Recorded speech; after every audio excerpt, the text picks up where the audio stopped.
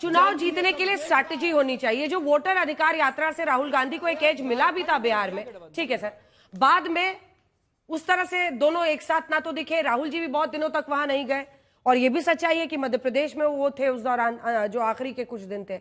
सवाल यह है कि इलेक्शन इज सीरियस बिजनेस, और उसमें आपको अंत तक मिलकर लड़ना पड़ता है। आप देखिए कि नीतीश कुमार को लेकर जो विधायक दल की बैठक में फैसला होगा, ये अमित शाह जी ने मेरे इंटरव्यू में बोला था, लेकिन बावजूद इसके उसके बाद से लगातार हर जगह प्रचार में साथ दिखना और ये एकजुटता दिखाना उनको काम आया।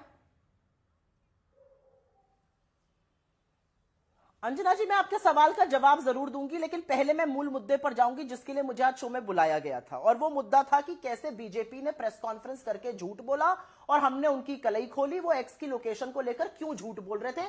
क्योंकि वो मुद्दों से भटकाना चाहते थे। आपको पता है क्यों? क्योंकि ऐसे बहुत सारे सवाल हैं जो नरेंद्र मोदी से मेन स्ट्रीम मीडिया में नहीं पूछे जाते हैं। उनसे एसआईआर पे आपने पूछा, अच्छी बात है, लेकिन उनको ग्रिल नहीं किया जाता, उनको कटघरे में खड़ा नहीं किया जाता है, उनसे आंख में आंख डाल के वो सवाल नहीं पूछे जाते। कुछ सवाल और विफलताएं हैं जो सोशल मीडिया पर उनसे पूछी जाती हैं। अब उनको कैसे डिस्क्रेडिट किया जाए, इसलिए इन अकाउंट्स की बात हो रही है। मैं इस शो के अंत तक कोशिश करती रहूंगी कि क्या अडानी ग्रुप, क्या बीजेपी गुजरात एंटी इंडिया है जैसा कि कहा। और यहां पर जेनजी पर वापस जाते हुए आपका सवाल का जवाब देने से पहले एक बात कहूंगी। भगत सिंह और खुदीराम बोस जब फांसी के फंदे से झूल रहे थे तो दो नारे थे, जय हिंद और वंदे मातरम। कितनी बड़ी विडंबना है कि जेनजी, जो हमारे ओरिजिनल जेनजी थे, उनके उन दो नारों जो आज भी हमारे सीने को गर्व से चौड़ा कर देता है, वंदे मातरम और जय हिंद से अब दिक्कत हो गई भाजपाइयों को। राज्यसभा की बुलेटिन का कहना है कि ये दोनों नारे नहीं लेने चाहिए सदन में। जो आजादी का इतना खूबसूरत नारा है, उससे क्या दिक्कत है? उससे दिक्कत इसलिए है क्योंकि आजादी के आंदोलन में इन्होंने अपनी छोटी उंगली का छोटा नाखून नहीं कटाया था, इसलिए इनको आजादी के स्वरूपों से, आजादी के सिंबल से कोई प्यार नहीं है, आजादी के नारों से प्यार नहीं है। और जहां तक आपने बात कही, एक बार इलेक्शन पर वो जवाब दे रहे हैं, फिर मैं आपसे जवाब लूंगी। गौरव जी रुक जाइए, मैं आ रही हूँ। चुनाव अंजना जी, पॉलिटिकल पार्टी को स्ट्रैटेजी यहां पर कोई ना समझाए। ये स्ट्रैटेजी है जिसके चलते बीजेपी की कलई खुल रही है वोट चोरी की। ये स्ट्रैटेजी है जिससे पता चल रहा है कि बीएलओस पर किस तरह का प्रेशर है। ये स्ट्रैटेजी है कि महाराष्ट्र की इलेक्टोरल वोटर लिस्ट में आज भी घपला किया जा रहा है। भाई कोई बता दे, ये सारे काम किसके हैं? ये चुनाव आयोग के हैं। ये ठीकरा किसी और के सिर पर मत फोड़िए। मतलब क्या अगर बीएलओस की मौत हो रही है, हाँ, या दो कोचिंग, नहीं, आपने कहा ये स्ट्रैटेजी है वोट चोरी का राज खोलने की, तो आप कह रही है हारना एक स्ट्रैटेजी है वो राज खोलने का? नहीं, बिल्कुल नहीं, बिल्कुल नहीं। हार जीत चुनावों में लगी रहती है। मुझे लगता है बीजेपी ने कर्नाटका में स्ट्रैटेजी की होगी, हार गए। बीजेपी की स्ट्रैटेजी तेलंगाना में थी, हार गए। हिमाचल में थी, हार गए। अब गौरव जी, आप तीनों सवालों का जवाब दीजिए। एक तो राज्यसभा के बुलेटिन में वंदे मातरम और जय हिंद जैसे शब्दों पर रोक लगाना, इसी के साथ उन्होंने एसआईआर के मुद्दे पर और जेनजी के मुद्दे पर आपको सवाल पूछा है।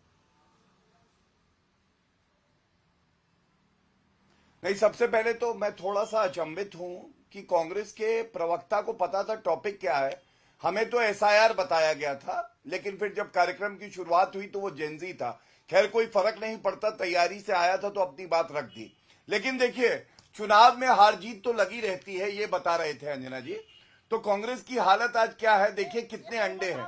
दिल्ली में 70 सीटों में अंडा, पश्चिम बंगाल में 294 सीटों में अंडा, आंध्र प्रदेश में 175 सीटों में अंडा, सिक्किम में 40 सीटों में अंडा, मेघालय में 60 सीटों में अंडा, नागालैंड में 60 सीटों में अंडा। मतलब 699 सीटों में कांग्रेस को मिला है अंडा।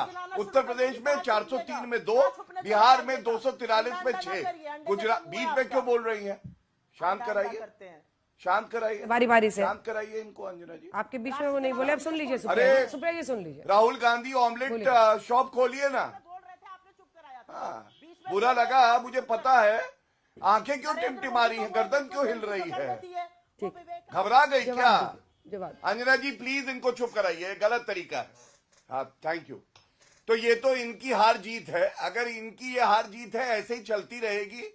अब इन्होंने नाम लिया अदानी का। देखिए, रेवंत रेड्डी के साथ अदानी की फोटो है। मैं पूछना चाहता हूं, अगर आप इतने आरोप लगा रही हैं तो ये क्या कर रहे हैं रेवंत रेड्डी के साथ? दोगलापन, दो मुहैया सांप की तरह कांग्रेस पार्टी और राहुल गांधी कहेंगे कुछ करेंगे कुछ, इसीलिए इनकी विश्वसनीयता नहीं है। तीसरी बात महाराष्ट्र की, अरे मैं कहूंगा, सुनिए, चप्पल मिल गई है। वो जो चप्पल ढूंढ रहे थे आनंद दुबे जी, वो चप्पल 55 साल का अपरिपक्व नेता उठा के भाग गया था। और एक साल पहले महाराष्ट्र के नतीजे आए थे, भारतीय जनता पार्टी का 91% स्ट्राइक रेट था और कांग्रेस पार्टी का 16% और उद्धव ठाकरे की पार्टी का 22%।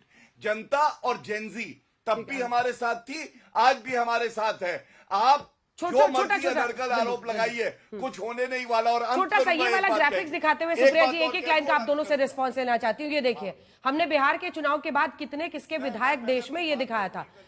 एक बार फुल फ्रेम ग्राफिक्स काटिए जल्दी से। 1642 पर बीजेपी पहुंच गई है और आप 821 से जो शुरू हुए थे वहां से आप 600, ये मैं पिछले 10 सालों की बात बता रही हूँ, 2019 से बता रही हूँ, पिछले 5 सालों के आसपास की। अब देखिए ये स्थिति है 650 पर। आप ये क्या बताता है? ये मैंडेट ही है ना, जनता का ही है ना। जल्दी से सुप्रिया जी। अंजना जी, जो शब्द उन्होंने मेरे नेता के लिए प्रयोग किए, मैं इस उद्धृतता पर तो नहीं आऊंगी कि मैं उन शब्दों का प्रयोग करूं। मैं तो बस ये कहूंगी, जेनजी जानता है कि जो व्यक्ति खड़ा होकर गुरु नानक, कबीर और विवेकानंद को एक ही युग का बता देता है, उसका क्या बौद्धिक स्तर है। जेनजी जानता है कि 140 करोड़ के लोग में जो 600 करोड़ मतदाता ढूंढ लेता है, उसका क्या बौद्धिक स्तर है। जो मुजरे और मंगलसूत्र की बात करता है, उसका क्या ठीक है। उसका क्या मैं काट दूंगी एकदम, टाइम खत्म है। गौरव जी सिर्फ 2 लाइन। चल गया, इनका नेता गधा है।